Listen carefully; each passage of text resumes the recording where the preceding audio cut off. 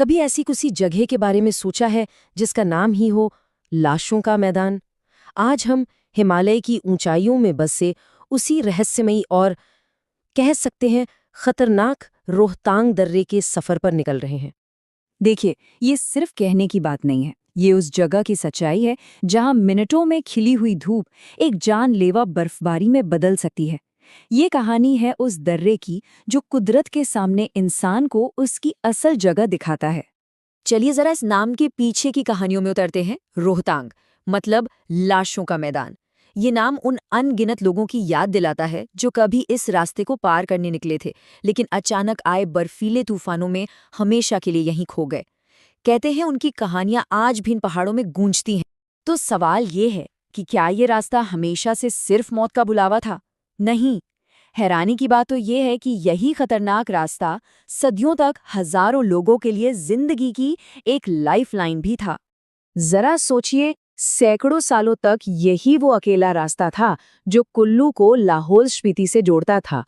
ऊन, नमक, अनाज, इन सब जरूरी चीजों से लदे कारवां इसी मौत के मैदान से गुजरते थे। मतलब ये रास्ता जितना खतरनाक था उतना ही जरूरी भी।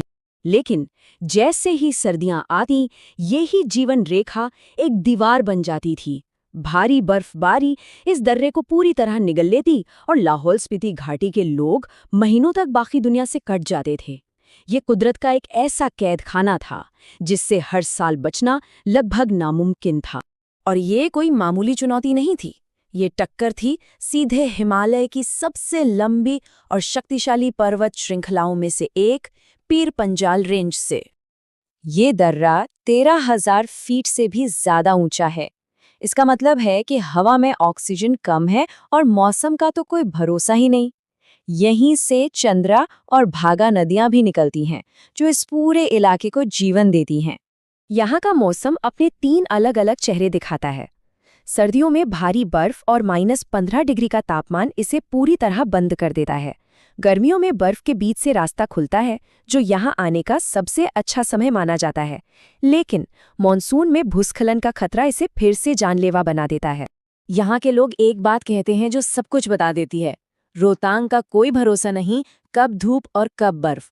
और ये बात 100% सच है। एक पल में आपको गर्मी लगेगी और अगले ही पल बर्फीला तूफान शुरू हो सकता है।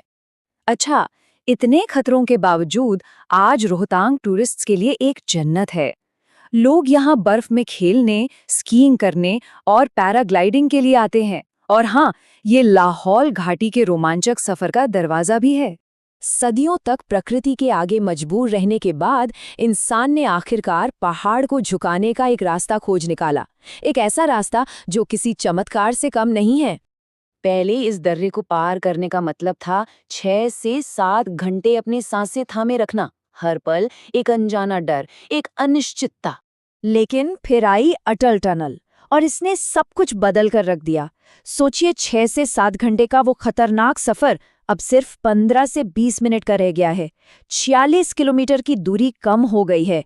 और सबसे बड़ी बात, अब ये रास्ता साल के 12 महीने खुला रहता है। मतलब डर की जगह अब सुरक्षा ने ले ली है। 9 किलोमीटर से भी ज्यादा लंबी ये सुरंग दुनिया की सबसे लंबी हाईवे टनल्स में से एक है। इसने न सिर्फ वहां रहने वाले लोगों की जिंदगी बदली, बल्कि देश की सुरक्षा के लिए, मतलब सेना की आवाजाही को आसान बनाने के लिए भी ये एक बहुत बड़ा कदम साबित हुई है। तो अटल टनल बनने के बाद आज रोहतांग का क्या महत्व है? क्या यह सिर्फ एक पुराना रास्ता बनकर रह गया है? जी नहीं, बिल्कुल नहीं। आज भी रोहतांग कई भूमिकाएं निभा रहा है। ये हमारी सेना के लिए एक जरूरी लिंक है, टूरिज्म की रीढ़ है और हिमाचल की इकोनॉमी की जान है। लेकिन इन सब के ऊपर ये आज भी हमें याद दिलाता है कि कुदरत कितनी शक्तिशाली है। तो कुल मिलाकर हम कह सकते हैं कि रोहतांग अब सिर्फ एक रास्ता नहीं है। ये इंसान के संघर्ष, उसके इतिहास और उसकी तरक्की की कहानी है। ये कहानी है कि कैसे हमने प्रकृति की सबसे बड़ी चुनौतियों का सामना करना सीखा है। और ये सब हमें एक बहुत जरूरी सवाल पे लाके छोड़ता है। टेक्नोलॉजी रास्ते बना सकती है, सुरंगें खोद सकती है, लेकिन क्या वो कभी प्रकृति का सम्मान करने की जरूरत की जगह ले सकती है? इस पर सोचिएगा जरूर।